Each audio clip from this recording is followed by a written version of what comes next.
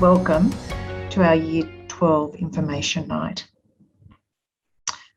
I'd like to begin this evening by acknowledging the land that you are currently in. The college is obviously Dharawal land, and you may be on Dharawal land or other lands of Aboriginal people.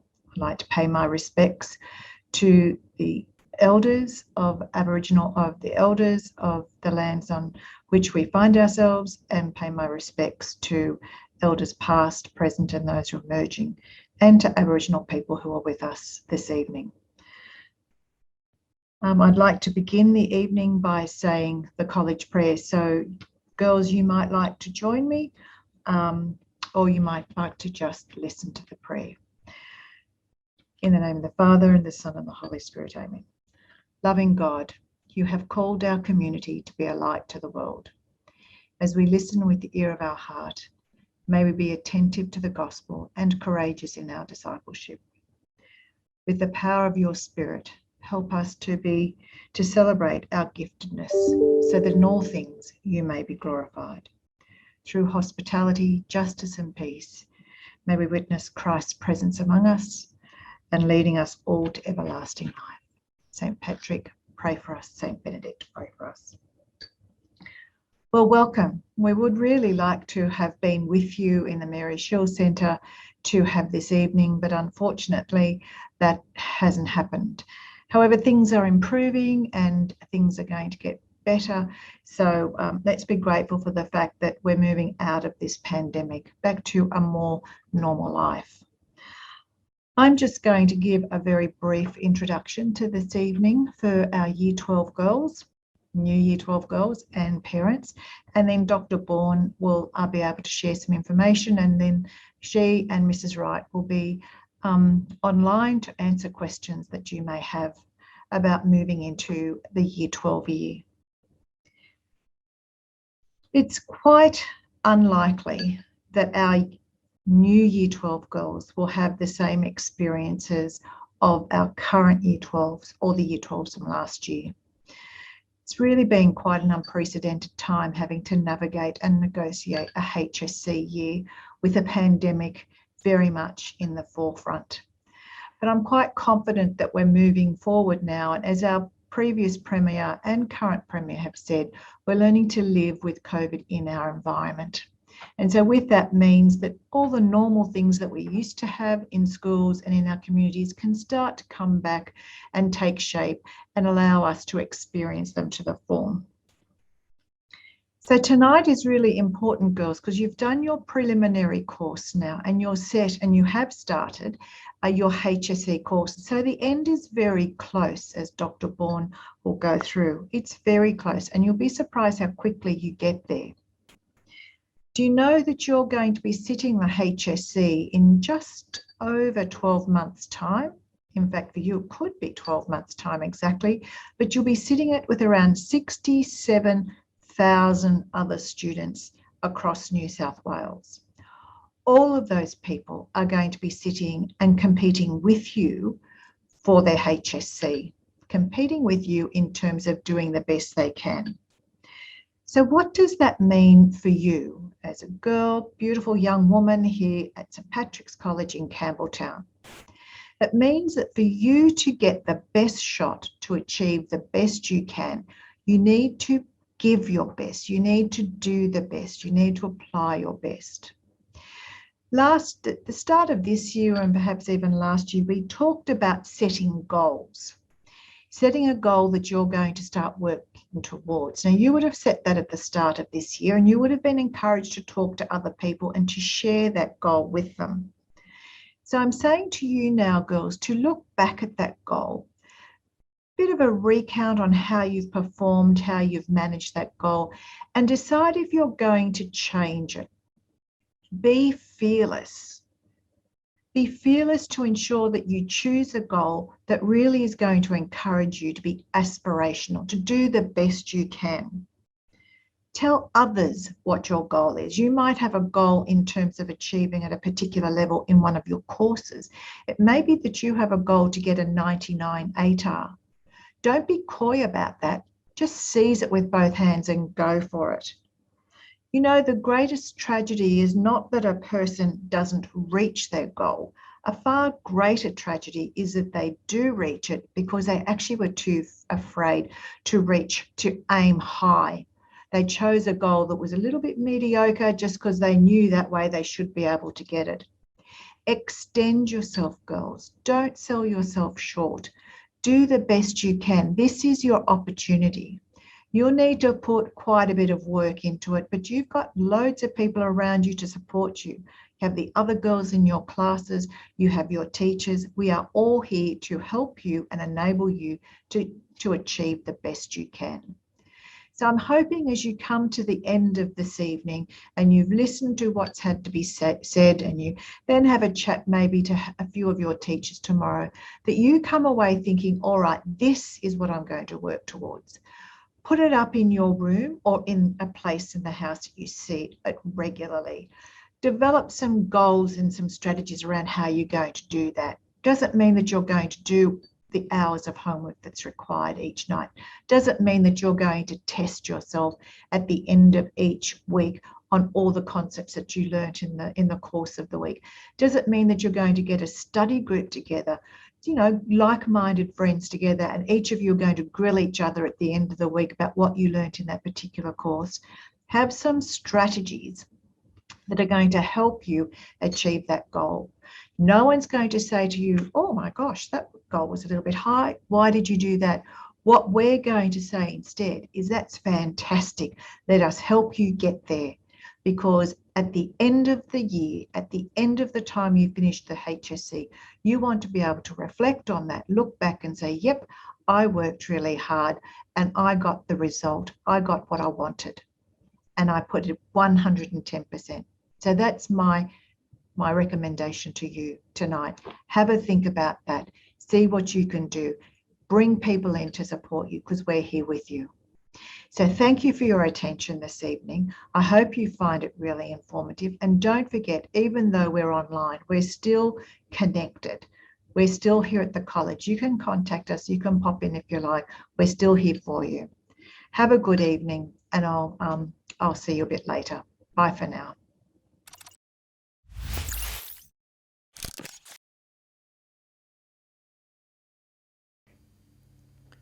We are here, your final year of school, the high school certificate year.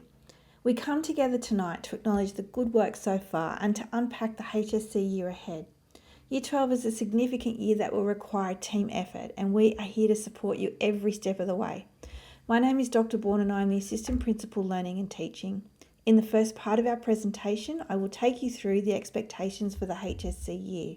The HSC is the highest award in secondary education in New South Wales. The HSC is an internationally recognised credential for students who have successfully completed secondary education. It's a partnership between students and families, teachers and the college, and it's a partnership with NESA. The HSC will require effort, focus, commitment and persistence. This is a part of your life that will include challenges.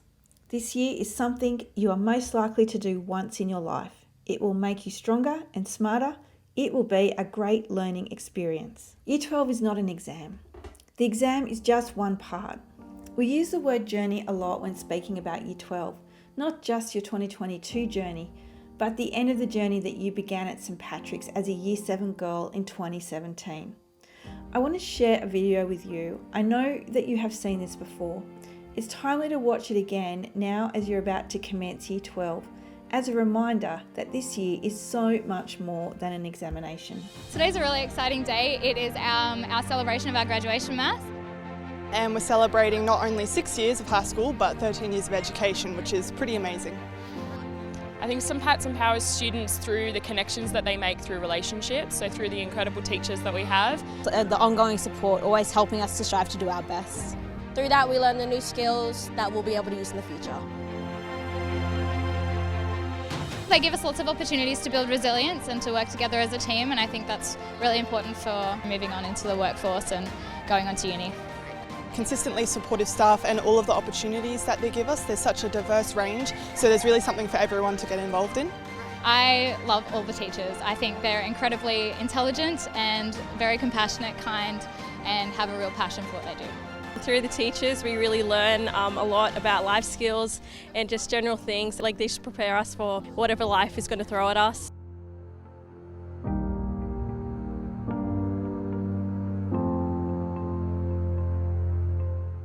And what a fantastic day it is. We're all so proud, especially me as your year coordinator, to be with you, to stand with you and celebrate and honour you as the graduating class of 2020.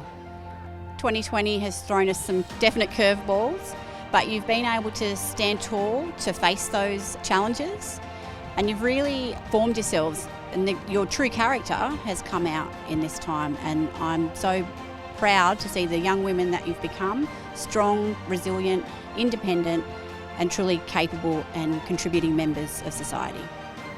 The final graduation mass for Year 12 students is a milestone, an event where you all come together as a community to celebrate your achievements. It's a time to reflect on the principles that underpin the values of St Pat's.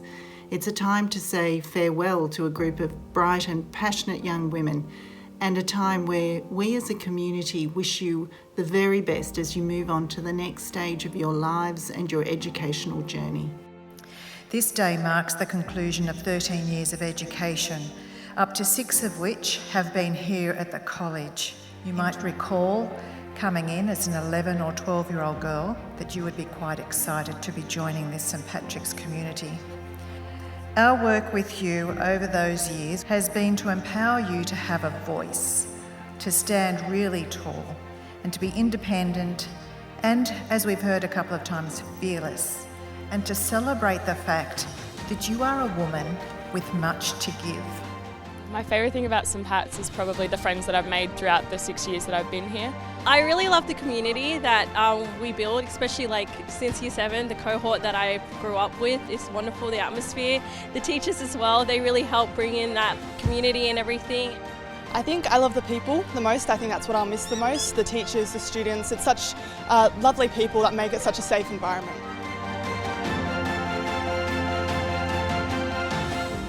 Enjoy this moment as best as you can. Recognise your talents, and you all have them. And please do remember that there is so much more to come. This is just a part of the journey. Enjoy it in whatever form it takes. Be prepared to adapt and don't fear change and disruption. We often do our best work when we're forced to innovate. Look out for your peers, but remember to take care of yourself. Know where your supports are and how to access them. And so this is you in 12 months' time. Mrs. Maben says to enjoy this moment. This year is a one-off. Make the most of it. Year 7 does not seem like it was that long ago. And now the HSC is here. As their school, we are focused on how we can support them through their final year. This graphic provides an overview of how your HSC year is structured. We begin the course now in Term 4. In some courses, you will see your first formal assessment task this term. Next year we have Terms 1 and 2. In Term 3, you will complete your HSC courses. If you are studying a course with a major project or a performance, then these HSC examinations take place in Term 3 too. In Term 4, your HSC written examinations start and finish. Let's take a look at some attributes that are going to help you to be successful through your HSC journey. There is a surge of research at the moment in learning skills, and this is relevant to our discussion on the commencement of your HSC courses. Resilience is a good word. All of us have experienced what it means to be resilient with the disruptions that the global pandemic has brought into our lives. The word resilience features prominently in our mission statement that focuses our work on empowering young women to be independent and resilient lifelong learners. So let's unpack this word resilience a little more and put it into context for your HSC. Resilience is about acknowledging challenges, engaging with those challenges, learning from them, and then applying what we have learnt. We know that with any kind of learning, especially learning for the HSC, fast and easy doesn't work. When something is difficult, we learn better. It requires effort to learn. Learning should be hard. And to be a good learner means to be aware of your learning, to be aware of what works best and what doesn't. What does an academically resilient learner look like in the context of a HSC year? Academically resilient learners set goals for their learning. They manage time effectively, they establish a productive work environment, they monitor their performance, and they seek assistance when needed. And relating this back to our presentation tonight, successful Year 12 students also understand the processes and expectations for the high school certificate. They know their rights and responsibilities, they know that they are supported, they hold positive beliefs about their capabilities. The processes and expectations for the high school certificate are detailed on NESA's website and in the Year 12 Assessment Handbook. There's a link to this handbook on the Library Assessment Policies and Procedures pages. I'll go on now to provide an overview of some of the important areas of the policy. During subject selections in Year 10, you would have ensured that you met the eligibility requirements for a HSC.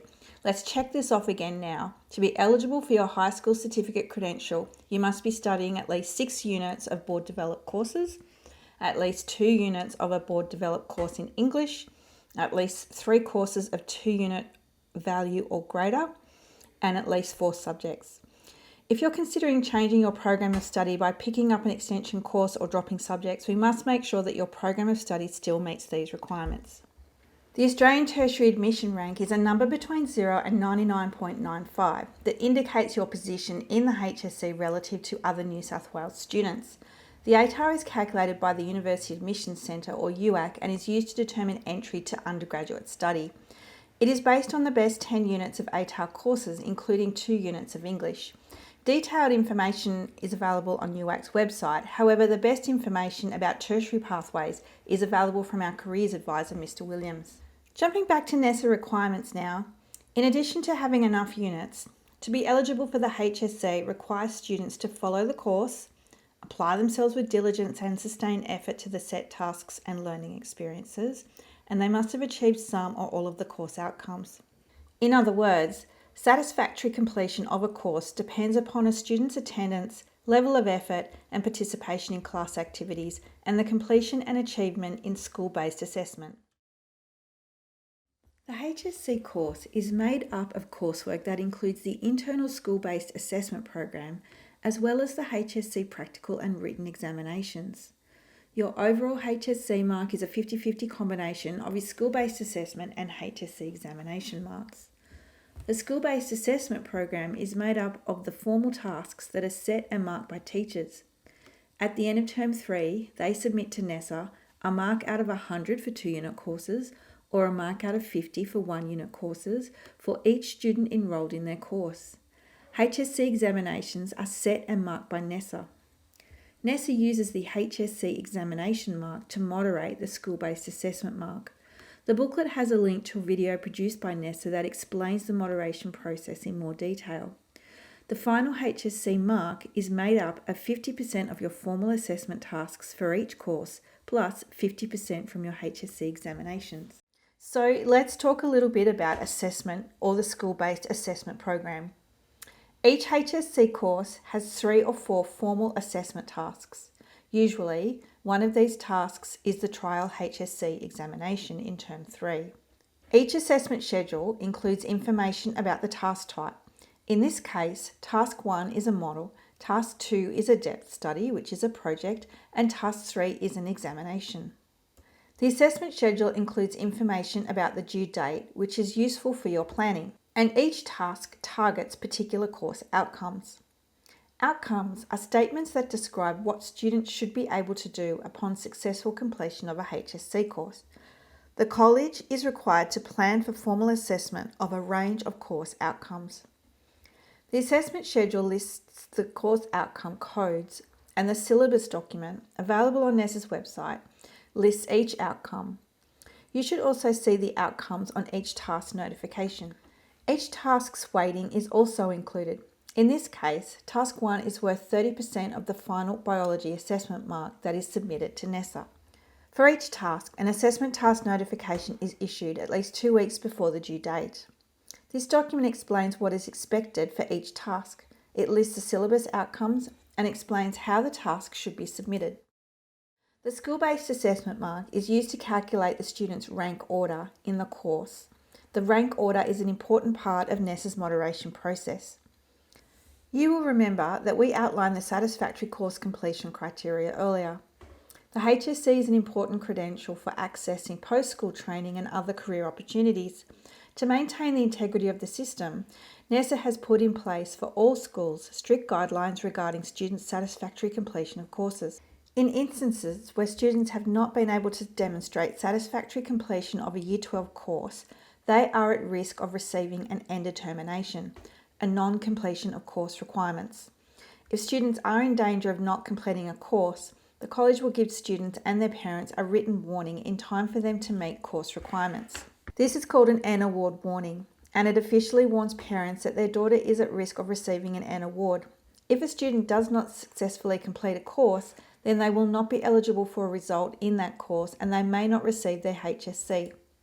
Assessment task results contribute to the overall HSC result, and so it is important that fair and explicit processes are in place to ensure the integrity of the internal assessment program.